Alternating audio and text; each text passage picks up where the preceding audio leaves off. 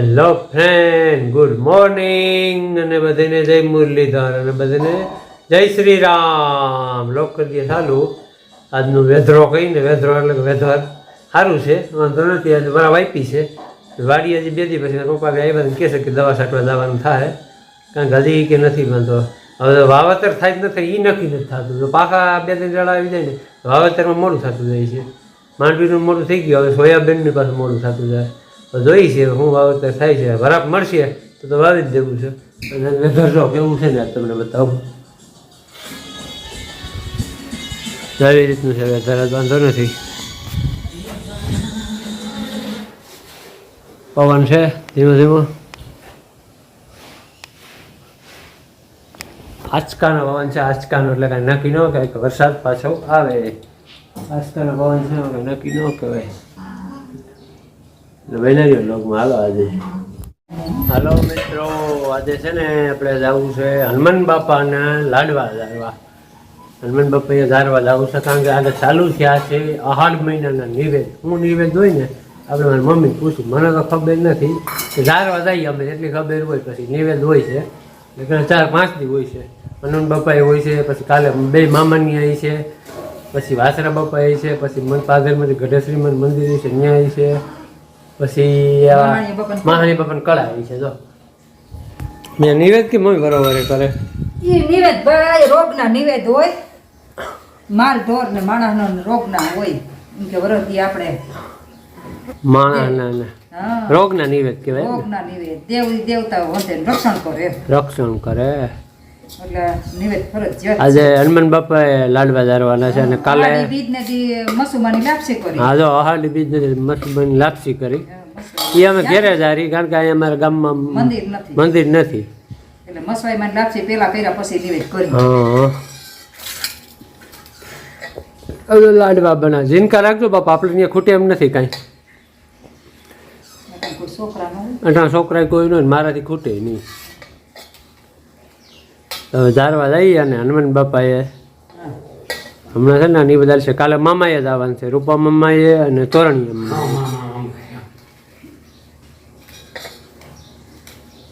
પછી ગઢેશ્રી માએ લાપસી હોય, વાસરા બાપાએ 2 ઠેકાણા. વાસરા બાપાએ ધારવાના અને ગઢેશ્રી માએ બધાને પ્રસાદ લેવાનો. અહીંયા ખૂટે નહીં બાપા મારાથી અહીંયા.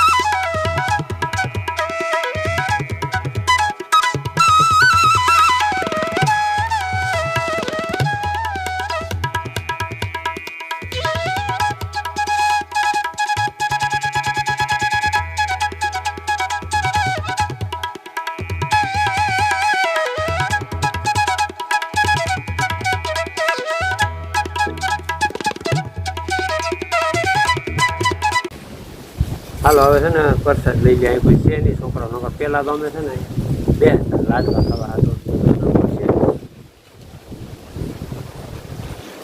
માન ખુશ છે.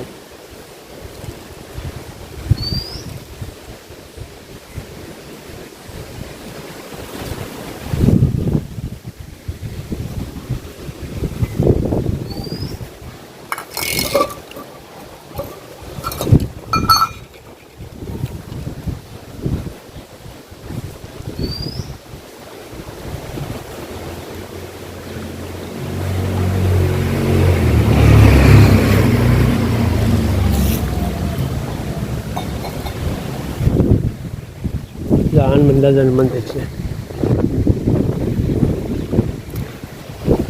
લારી લીધું છે અને પ્રસાદે લઈ લીધો છે. અને આ છે હનુમાન બાપા, ગામના પાદરમાં જે બેઠા છે ને અમારે.